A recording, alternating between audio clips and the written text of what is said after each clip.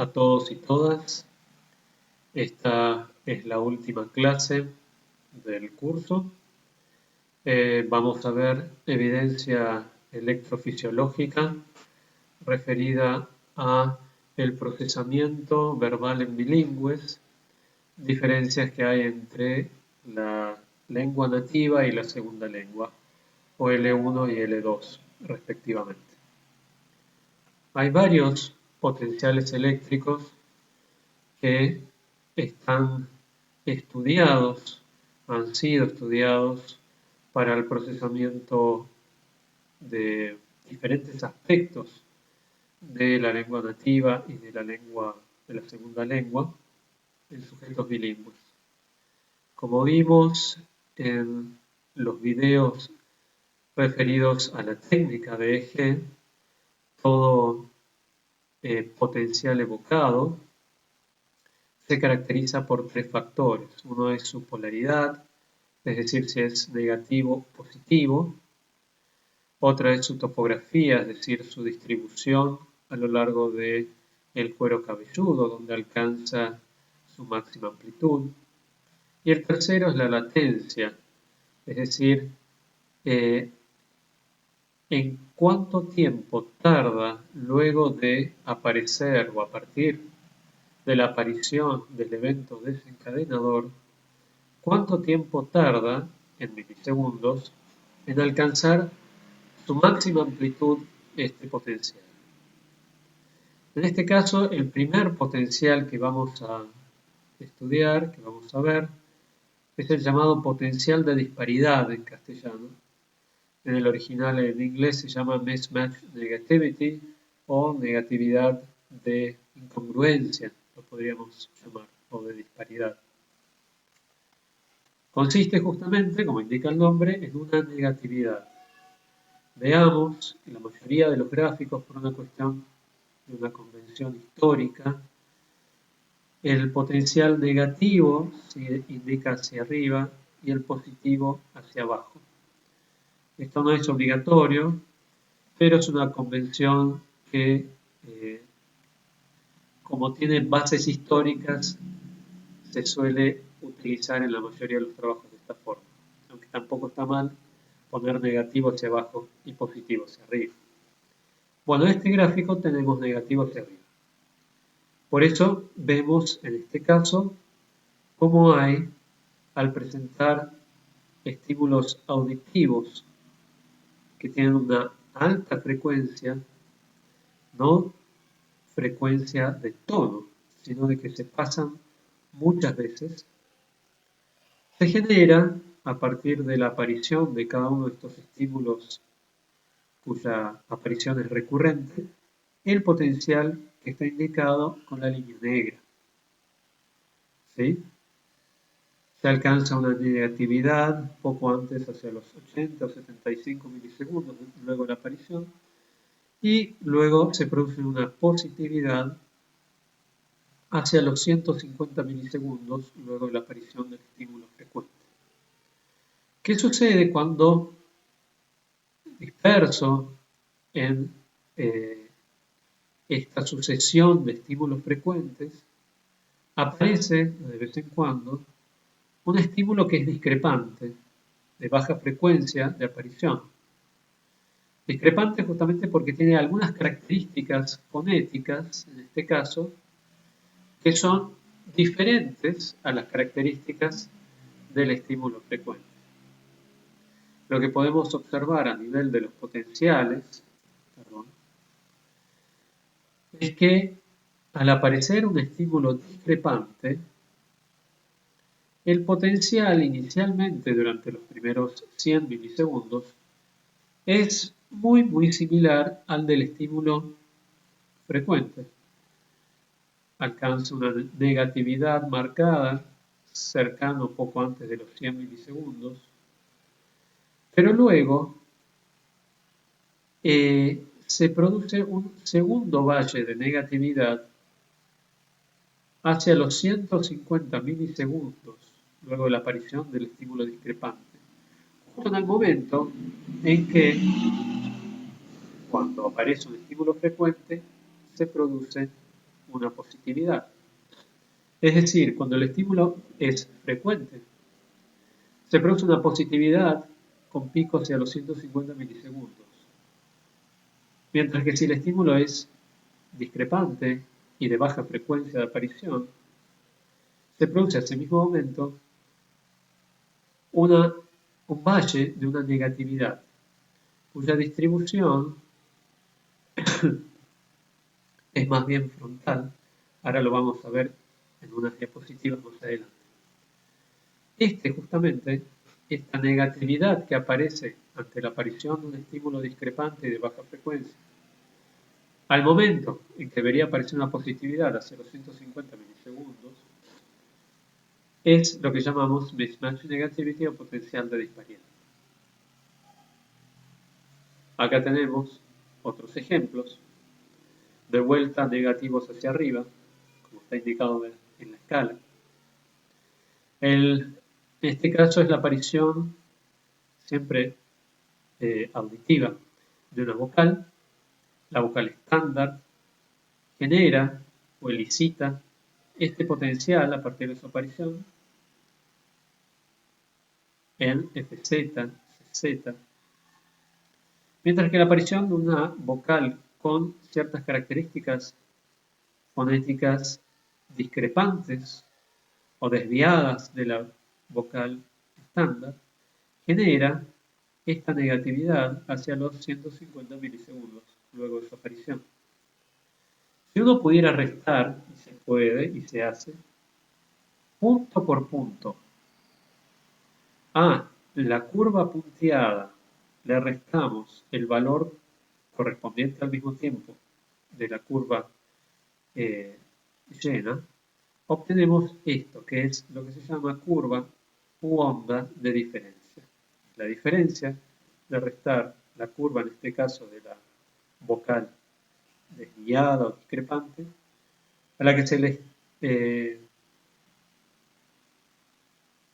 le sustrae punto a punto el valor de la vocal estándar, es decir, lo que sería mi condición control. Y así se obtiene la onda de diferencia, donde se puede ver muy marcadamente la negatividad de mismatch o potencial de disparidad. Porque fíjense que algo que ya es negativo de por sí, le sustraigo algo que es positivo y por lo tanto me da una negatividad todavía mayor. Bien, antes les mencionaba que uno de los rasgos que caracteriza a todo potencial relacionado con evento es la distribución topográfica, ¿sí? Es decir, dónde aparece y con qué amplitud aparece en el cuero cabelludo. Acá podemos ver que la distribución del mismatch negativity es más bien centro frontal, tiene una distribución bastante central, con cierta proyección hacia región frontal también. En este caso, simplemente tenemos de vuelta potenciales evocados a un estándar fonético y potenciales evocados en rojo a la condición discrepante, que es lo que se puede ver acá. En esta curva, como para que uno se pueda volver loco, el negativo está hacia abajo en lugar de hacia arriba, como veníamos viendo en los videos anteriores, en las diapositivas anteriores. Entonces, fíjense que hay una negatividad más marcada, que es el mismatch negativity, cuando el estímulo auditivo sonoro es discrepante respecto al estándar. Al hacer la onda de diferencia, se puede observar el mismatch negativo. Fíjense que acá lo negativo está hacia arriba, mientras que acá lo negativo está hacia abajo. Estamos hablando de una misma figura, de un mismo trabajo. No sé qué han pensado los autores. Bien. Es importante, interesante, pero no siempre posible, analizar cuál es la actividad cortical que genera el potencial que uno está estudiando. En este caso, se han podido hacer estudios de localización de fuente mediante eh, datos obtenidos tanto con electroencefalografía como con magnetoencefalografía. La magnetoencefalografía consiste en la medición del campo magnético generado por las corrientes eléctricas del cerebro. Toda corriente eléctrica variable va a generar un campo magnético variable y viceversa. Por lo tanto, yo puedo medir directamente las corrientes eléctricas como se hace en el eje, en el que mido las corrientes eléctricas generadas por la actividad de la corteza cerebral, o puedo medir los campos magnéticos generados por la actividad eléctrica del cerebro. Cada método tiene su ventaja y su desventaja. Una de las desventajas de la magnetoencefalografía es su costo, que es mucho mayor al del electroencefalograma. Pero por otro lado, permite obtener datos de una mayor profundidad de actividad cortical que los de electroencefalografía. Es decir, la magnetoencefalografía me permite obtener índices de actividad cortical a mayor profundidad de la corteza de lo que obtengo con el electroencefalograma. Volviendo a los estudios de localización de fuente del mismatch negativity, es decir, qué regiones corticales al activarse generan este potencial, podemos ver que involucra regiones, en este caso se muestra en el hemisferio derecho, regiones tanto frontales como parietales como temporales. Si vamos a cortes, análisis de distintas capas del cerebro, se puede ver que básicamente tenemos activación de giro temporal superior y giro frontal inferior. ¿Sí? Recuerdan que estas regiones las habíamos visto en la primera clase, cuando inicialmente veíamos las distintas regiones del cerebro, específicamente en general del hemisferio izquierdo, involucrados en distintos aspectos del procesamiento del lenguaje, fonológico en este caso. Entonces podemos ver giro temporal superior. En este corte estamos viendo región anterior, posterior, derecha e izquierda, es decir, como si viéramos el cerebro o la cabeza desde arriba. Acá pueden observarse la activación del giro temporal superior bilateral, del giro frontal inferior bilateral también. Acá también estamos viendo la cabeza o el cerebro desde atrás, tenemos derecha, izquierda, dorsal y ventral. Y vemos, de vuelta, la activación del giro temporal superior en forma bilateral y también del giro frontal inferior en forma bilateral. Estos serían los generadores, se denominan, de el mismatch negativity.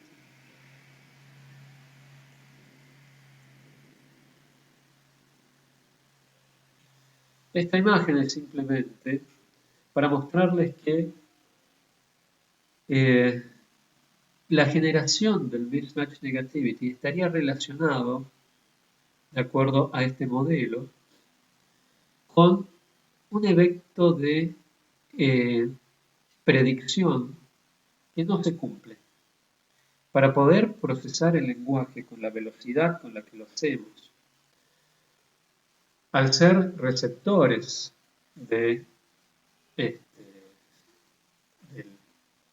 estar en un proceso de comprensión del lenguaje como oyentes o como lectores, pero veamos el caso más psicológico que es como oyentes, el cerebro genera permanentemente, a partir de la información lingüística que le va llegando a todo nivel, tanto fonológico como léxico semántico como sintáctico, morfológico o morfosintáctico, va generando a partir de la información que le va llegando en el input lingüístico predicciones a todos los niveles que acabo de mencionar que al cumplirse facilitan y aceleran enormemente el procesamiento del lenguaje, mientras que al no cumplirse generan distintos tipos de potenciales, entre ellos el mismatch negativity.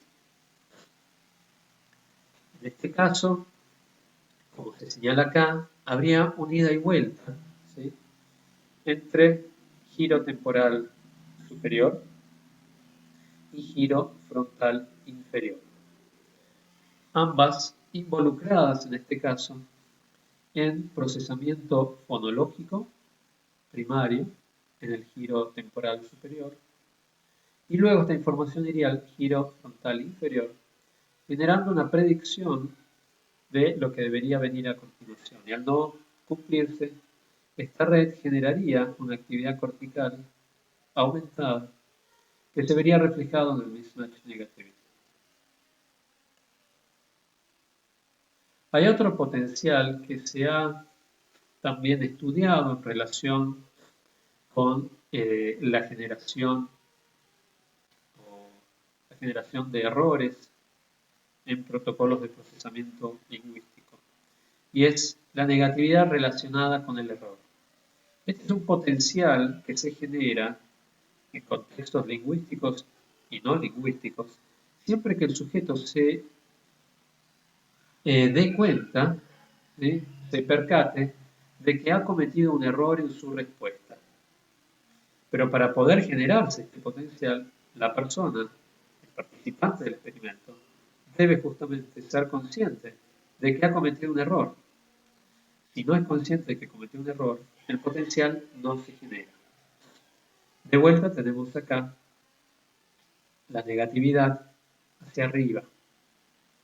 Y podemos ver, en este caso en CZ y FZ, como la generación de un error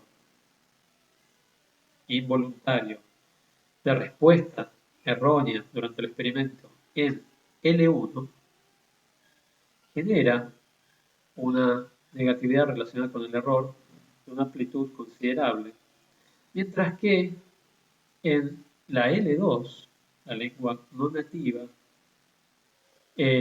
la detección del error no genera este potencial. La distribución topográfica de este potencial es fronto-central, ¿sí?, alcanzando máximo justamente los canales que serían FZ, alrededor de FZ, CZ, como vimos en la diapositiva anterior. Y los generadores, o el generador, sería la corteza cingulada anterior. Bien, con esto terminaríamos el primer video de estudios electrofisiológicos relacionado con el procesamiento fonológico y los potenciales asociados con ello. Por último, quisiera mencionarles que las diferencias que se observan específicamente en el procesamiento entre L1 y L2 en sujetos bilingües, a lo largo de una serie de estudios, hay muchísimos hechos desde la década del 80 o incluso antes, específicamente con potenciales evocados desde la década del 80. Y para resumirles la multitud de resultados de toda esta cantidad de experimentos, los puntos principales serían los siguientes.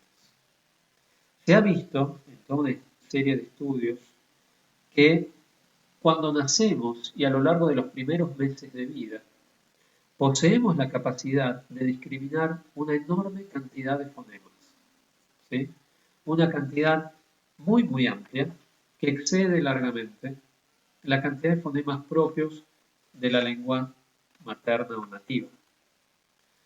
Al mismo tiempo, se observa que esta capacidad va disminuyendo a lo largo de la primera infancia, específicamente con una caída por ahí más marcada a lo largo del primer año.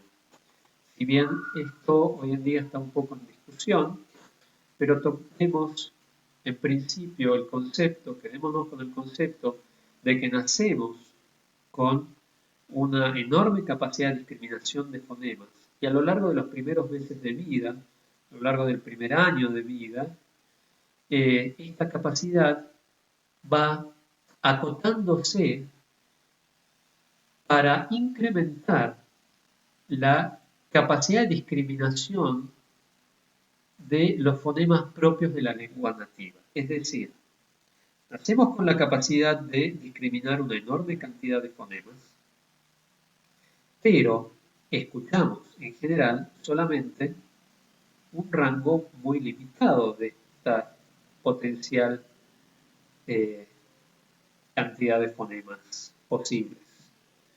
Entonces nuestro cerebro se va ajustando a esos fonemas, perdiendo o no perdiendo, pero sí disminuyendo su capacidad de discriminación de fonemas foráneos y ajustando muy finamente la capacidad de discriminación de los fonemas propios de la lengua nativa. Se ha visto, sin embargo, por ejemplo, que en niños de 3, 4, 5, 6 años de edad, con 2 meses de exposición a un idioma, a una segunda lengua, pueden adquirir una capacidad de discriminación de los fonemas propios de la segunda lengua tan buena, casi tan buena, como la de los hablantes nativos de esa lengua. Es decir, que esta capacidad de discriminación de fonemas no desaparece por entero luego del primer año de vida. Disminuye, pero por lo menos a lo largo de la primera infancia, que se considera los 5 o 6 años, sigue estando presente en forma latente, podría decirse, ¿sí? Que puede rápidamente ejercitarse para lograr una discriminación fonémica tan buena como el de un lenguaje nativo. En adultos, lo que sucede es que al ser expuestos a una segunda lengua, los fonemas foráneos, ¿sí? Los fonemas de la segunda lengua, la lengua no nativa, se asimilan perceptualmente a los propios, es decir, a los fonemas propios. El inglés, por ejemplo, para dar un ejemplo muy conocido para nosotros, tiene una cantidad de sonidos vocálicos bastante mayor al del castellano. El castellano tiene solamente 5 que se discriminan bastante por sus propiedades fonéticas, pueden distinguirse entre sí y no hay vocales que estén situadas fonéticamente en el medio, mientras que en inglés sí. Al aprender inglés como una segunda lengua ya de adultos, lo que hace el cerebro es asimilar las vocales del inglés a aquellas que sean más parecidas al castellano o en el castellano. Esto hace que tengamos una doble dificultad al aprender una segunda lengua como adultos. Por un lado, tenemos una dificultad de entrenamiento motor en producir fonemas propios de la segunda lengua que no estén presentes en nuestra lengua nativa. ¿Sí? No tenemos la práctica de que nuestro aparato fonador produzca esos sonidos. Pero al mismo tiempo tenemos una incapacidad o un hándicap perceptual de poder percibir aquellos fonemas que no son propios de nuestra lengua nativa. Con lo cual se necesita más entrenamiento para poder llegar a discriminar, si es que se logra, discriminar todos los fonemas propios de la lengua no nativa. Por supuesto que la inmersión en un medio social que utilice la L2 incrementa la capacidad de discriminar fonéticamente. No es lo mismo tomar clases de inglés que ir a vivir a un país donde se habla inglés. Por supuesto que entra todo el tema de también la prosodia, la producción de fonemas que puede variar a lo largo de diferentes países que hablen el mismo idioma. Típicamente en el castellano y el inglés sabemos que sucede mucho. Bien, esto a modo de resumen de los puntos principales que se ha visto en el estudio del procesamiento fonológico mediante experimentos conductuales y con registro de electroencefalografía, midiendo el potencial de disparidad o mismatch negativity, como habíamos visto anteriormente. Gracias y aquí termina este primer video.